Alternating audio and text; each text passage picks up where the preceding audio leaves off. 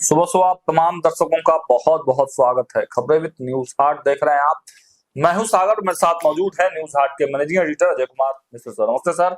नमस्ते नमस्ते। जनता दल यूनाइटेड में और पूर्व मुख्यमंत्री नीतीश कुमार के बारे में बहुत तरह की खबरें चल रही हैं, लेकिन अब एक नई तरह की खबर जो है वो जो है आ रही है, उस पर आज हम विस्तार से चर्चा करेंगे कि आखिर पूर्व मुख्यमंत्री नीतीश कुमार को अल्पसंख्यकों से रिलेटेड जो सूचनाएं आ रही हैं या जो खबरें निकल कर आ रही हैं वो आखिर क्या है। क्यों आखिर जनता दल यूनाइटेड इतना बेचैन और परेशान हो गया है कि अपने सबसे बड़े नेता डिप्टी सीएम को भेजना पड़ा अल्पसंख्यकों को ये समझाने के लिए कि सब कुछ ठीक है, घबराने की जरूरत नहीं है।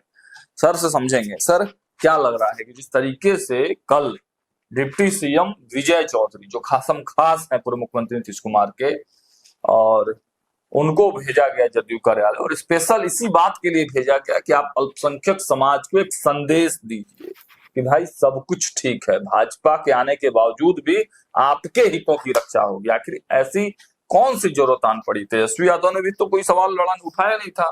देखिए, जो अभी के दृश्य है, जब सरकार बनी थी तो मुख्यमंत्री सम्राट चौधरी ने क्या कहा, यह जो है नीतीश कुमार जी के मार्ग के दर्शन में और उनके निर्देश में चलेगी और उनका ही मॉडल चलेगा। हाँ। है ना। इसकी लोगों ने प्रशंसा भी की और जदयू के भी तमाम लोग, चाहे उसके सहयोगी जो भी हैं, एनडीए के सभी लोगों ने इसका स्वागत किया था। लेकिन कार्य शैली जो सम्राट की है वह हिंदुत्ववादी है। हाँ, अभी तक तो यही दिखा। और इसके पीछे भी उनकी सदी चाल, वो मुख्यमंत्री बने हैं। जब वह मुख्यमंत्री चुने गए थे, विधायक दल के नेता, भाजपा विधायक दल के नेता, उसी समय यह सुनगुन्नी शुरू हो गई थी कि देखिए, न ही आरएसएस के बैकग्राउंड से हैं और न ही भाजपा के पुराने जो है झंडावरदार हैं और न ही विद्यार्थी परिषद से इनका जुड़ाव रहा। लेकिन उनको भाजपा ने मुख्यमंत्री बना दिया। तो ये तो एक बड़ी घटना थी। तो फुसफुसाहट थी। तो फुसफुसाहट धीरे धीरे जो है ना, आवाज बन जाती है।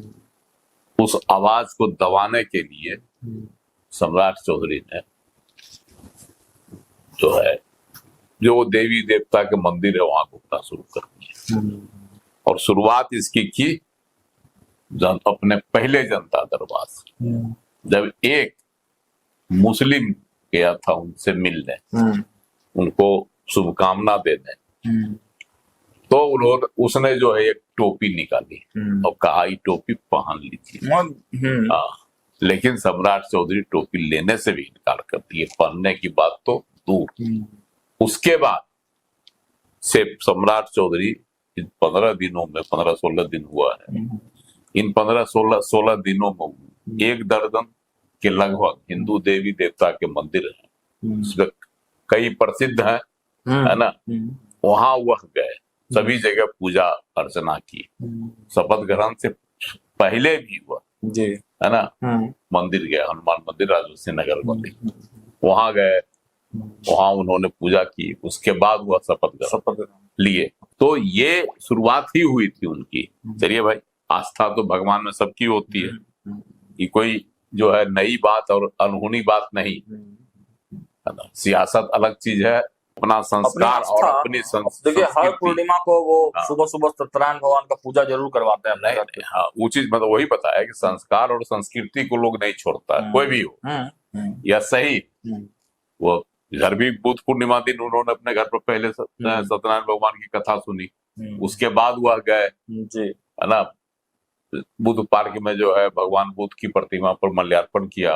उसके बाद जो है वह और जगह गए, है ना, क्या कहता है, विष्णुपद मंदिर गए, वहां से फिर बोध गया गए, है ना, सब जगह गए, सब जगह विष्णुपद मंदिर में पूजा की। तो यह उनका अपना संस्कार है। लेकिन सियासत में जो है उसकी तो होगी ना चर्चा।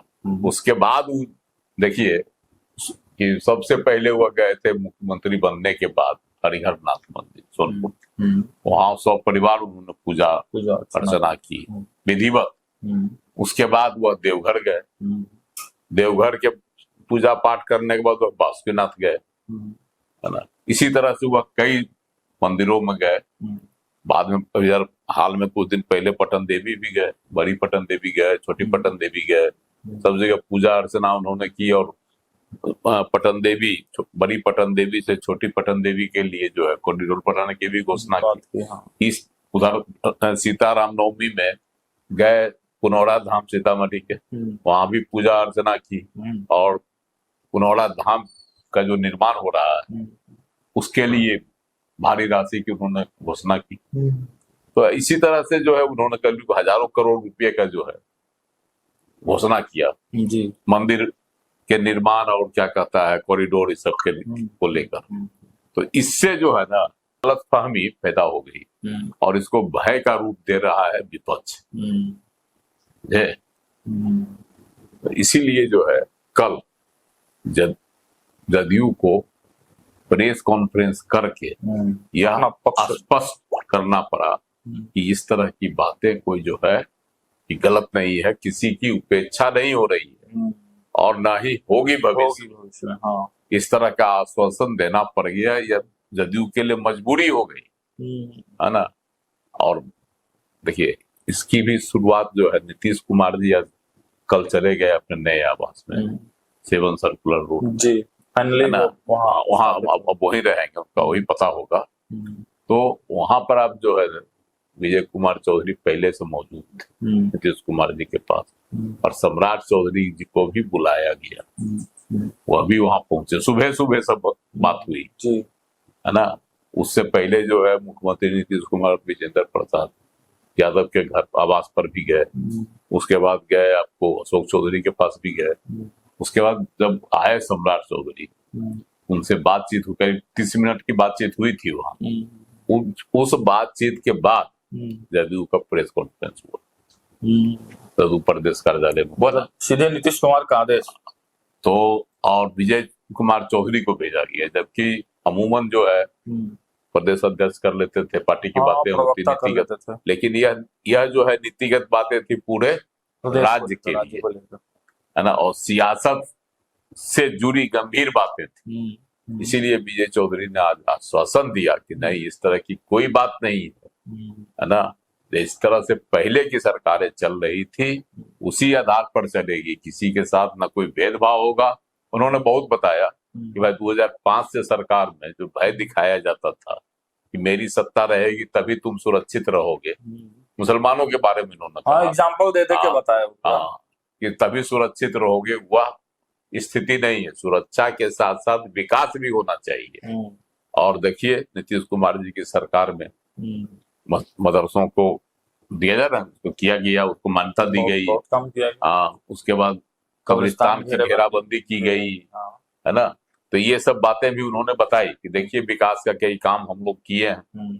तो इसलिए और उन्होंने सर यह भी कहा कि विपक्ष का काम है कि डराना, कि एक पार्टी की सरकार आ जाएगी तो आपके साथ ये हो जाएगा, वो हो जाएगा। इसीलिए इसी आशंका को देखते हुए, है ना, और जो कुछ खबरें आई होगी उस तरह से पार्टी के अंदर, तो इसी को जो है इस आशंका को दूर करने के लिए विजय चौधरी को आगे किया गया कि आप जो है इसको यह बताइए कि किस तरह की बातें नहीं है, सरकार चल रही है नीतीश कुमार के मॉडल में ही, है ना। भाजपा अपना मॉडल नहीं आगे बढ़ाने जा रही है।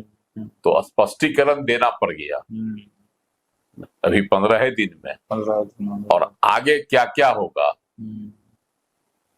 हाँ ये बात तो है, ये तो है सियासत में जो है बातों की अब गणना शुरू हो गई। वैसे सम्राट चौधरी ने बार बार कहते हैं, सम्राट चौधरी, कि नीतीश कुमार जी के ही मॉडल पर सरकार चलेगी, है ना। लेकिन गतिविधियां जो होती है वह जोगी मॉडल हो जाती है। हाँ, जो उनका मतलब देखिए बोल तो वो भले रहे हैं, लेकिन बार बार उनके एक्शन से दिख रहा है कि वो बड़ी लकीर खींचना चाहते हैं, बड़ा काम करना चाहते हैं।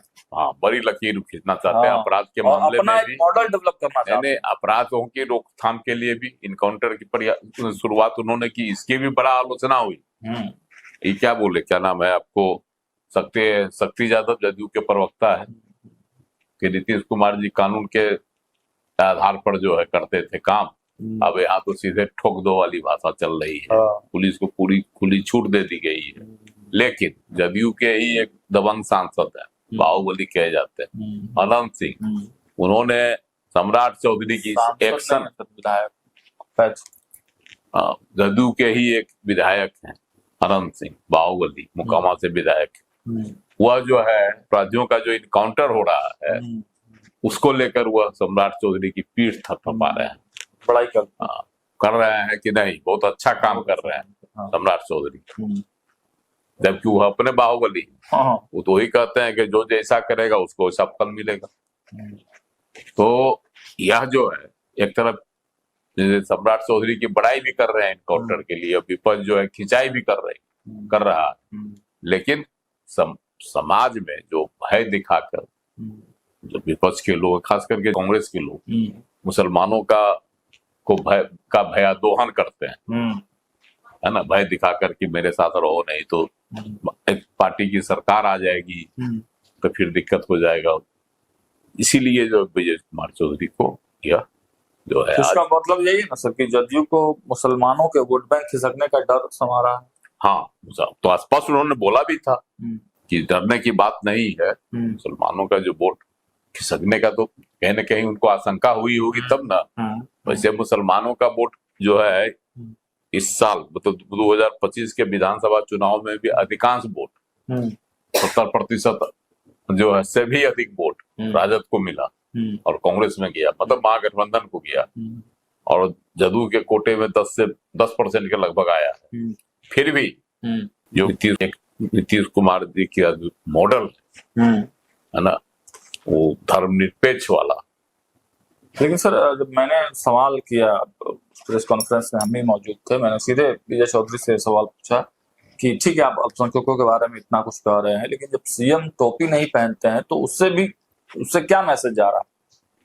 तो फिर आपने सुना कि क्या जवाब दिया उन्होंने तो साफ कहा कि अगर टोपी पहनने से ही किसी का विकास हो सकता है, वो कहे कि टोपी पहनने से प्रदेश का विकास आप लोग मानते हैं, किसी का भी विकास हो सकता है, प्रदेश के साथ साथ किसी का भी बताया, तो आप लोग हम ही को पहना दीजिए, हम भी तो सरकार में हैं, 2-4 टोपी हम ही को पहना दीजिए, हम भी तो सरकार में हैं, उसी से विकास हो जाएगा। तंज कसा घुमा दिया सवाल को उन्होंने। हालांकि देखिए अभी कुछ दिन पहले नीतीश कुमार जी मुख्यमंत्री थे, तब भी एक वाकया हुआ था ना, एक तो वाकया हुआ था आपको हज भवन में, जब टोपी दी गई थी जमा खान दिए थे, तो ये किसी और को, जमे खान को किसको पहना दिए थे। उससे पहले एक हुआ था बापू सभागार में, वहां भी हुआ था ना कार्यक्रम जिसमें टोपी दिया गया, तो टोपी लगे किसी दूसरे को पहना दिए।